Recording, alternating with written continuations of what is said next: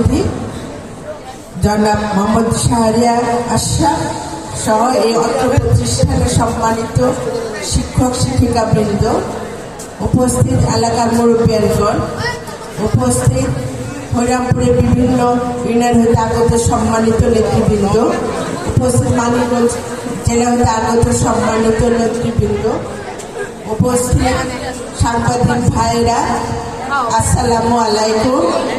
আর এই স্কুলের প্রাণকেন্দ্র ছোট্ট সোনামণিরা, তোমরা আমার আদর আর ভালোবাসার নিও।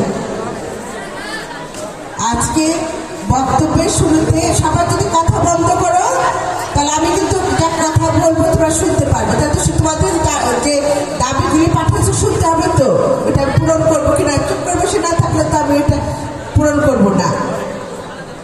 এখানে যারা আছো ছোট্ট সোনামণিরা, তোমরা সবাই জানো 5 তারিখে ঘটনা তো তোমরা সবাই জানো না? সে 5 তারিখে কি তোমাদের মতনই ছাত্রছাত্রীরা যারা আছে তারা মাঠে নেমে গিয়েছিল এই ফ্যাসিস্ট হাসিনা সরকারকে সরিয়ে স্বাধীনতা এনে দিয়েছে। তার সাথে কে ছিল? তোমাদের সাথে তোমাদের মা বাবা শিক্ষকরা সবাই ছিল, একসাথে ছিল। সবার একটা সম্মিলিত প্রচেষ্টা আমরা একটা স্বাধীনতা পেয়েছি, যার জন্য আজকে আমি তোমাদের সামনে দাঁড়িয়ে কথা বলতে পারছি এবং তোমাদের যে স্কুলের ব্যাপারে যে সমস্যাগুলো আছে সেটা যাতে সমাধান করতে পারি সেই জন্য এখানে আসা।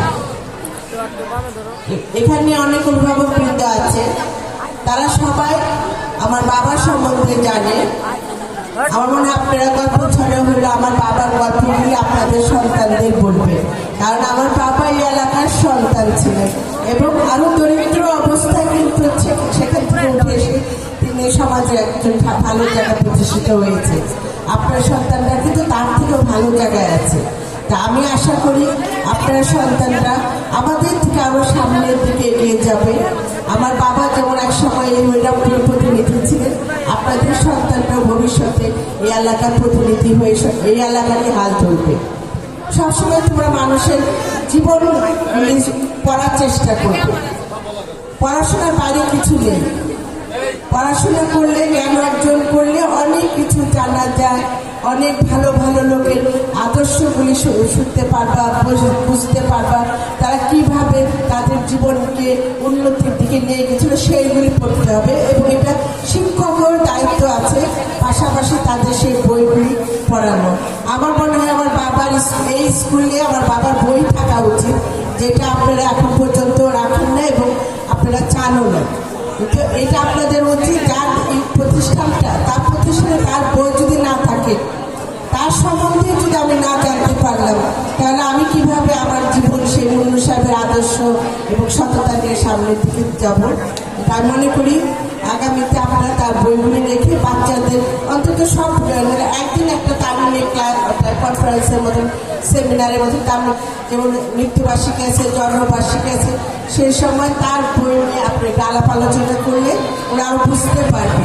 আমরা যেমন এখন শহীদ রাষ্ট্রপতি জিয়া রহমানের আদর্শ, তার জীবন দর্শন সবার কাছে, এই জিয়া স্মৃতি পাঠাগার দিয়ে কিন্তু সেটা চেষ্টা করছি সবার কাছে তুলে ধরার জন্য। কারণ সুন্দর একটা বাংলাদেশ আমরা করতে চাই। এখানে গার্জিয়ানরা যারা আছেন তারাও চান তাদের সন্তানরা সুন্দর একটা ভবিষ্যতে, তাদের সন্তানদের সুন্দর হোক, তারপর সুন্দর দেশ গড়ে উঠুক। সেটার জন্য কিন্তু আজকে আমরা এই জিয়া স্মৃতি পাঠাগারটা চারিদিকে ছড়িয়ে দিচ্ছি। সেই প্রেক্ষিতে এখানে আপনারা একজন বলেছেন যে এখানে পাঠাগার নেই, অবশ্যই স্কুলে ভালো পাঠাগার রাখতে হবে। আমি ইন্টারনেটে যতই পড়ি, অনলাইনে যতই পড়ি, কিন্তু বই পড়ার মতো এটা কিন্তু একটা ভিন্ন স্বাদ। বই যখন আমি পড়বো তখন আমার মাথাও কাজ করবে, আমার হৃদয়ে কাজ করবে, আমি জিনিসটাকে আরো ভালোভাবে বোঝার চেষ্টা করবো। সেক্ষেত্রে আপনাদের পাঠাগার, তারপর প্র্যাকটিক্যাল ক্লাসের জন্য ল্যাবের প্রয়োজন আছে। এগুলো আপনারা পর্যায়ক্রমে যাতে করে হয় সেদিকে খেয়াল রাখবেন। আর আমার সহযোগিতা সবসময় থাকবে, কারণ যেহেতু আমার বাবার স্কুল, সেখানে আপনাদের দাবি থাকলে আমি আমার সাধ্য মতন চেষ্টা করবো সেটা পূরণ করে দেওয়ার জন্য। এখানে কতগুলি যারা এসেছিল, লাইব্রেরি এসেছিল, এটা আসলে আর একটা ভবনটা নিয়ে কথা হয়েছে। এই ভবনটা আমার বাবার করা ছিল, এটা আমার বাবার স্মৃতি। এখন তো আমরা এখনো সরকার গঠন করিনি, এটা আপনারা সবাই জানেন যে আমরা একটা প্রাথমিক পর্যায়ে আছি। আপনারা সবার সম্মিলিত প্রচেষ্টায় আমরা যখন ভোটের অধিকারের মাধ্যমে গণতান্ত্রিক সরকার তৈরি করবে এবং সেই সরকারটা হতে হবে বাংলাদেশ জাতীয়তাবাদী দলের সরকার, তাহলে কিন্তু আপনাদের যে সমস্যাগুলি আছে সেগুলি সমাধান করা সম্ভব হবে। কিন্তু অনেক সমস্যা আছে যেগুলি ব্যক্তিগত পর্যায়ে করা সম্ভব না। আপনারা জানেন একটা স্কুলে অনেক সমস্যা থাকে, সেগুলি সরকারিভাবে অনুদান ছাড়া সেটা করা সম্ভব না। সেই ক্ষেত্রগুলো আপনাদেরকেই তৈরি করতে হবে। আপনাদেরই দায়িত্ব আমাদের সেই গণতান্ত্রিক সরকার প্রতিষ্ঠিত করে স্কুলগুলি যাতে আগামীতে উন্নয়ন করা যায়। কারণ বিগত 17 বছর এত অনুদান এসেছে স্কুলের ব্যাপারে, কিন্তু একমাত্র বঙ্গুর স্কুলে কোনো অনুদান দেওয়া হয় না, কারণ এটা বঙ্গুর স্কুল অবহেলিত ছিল।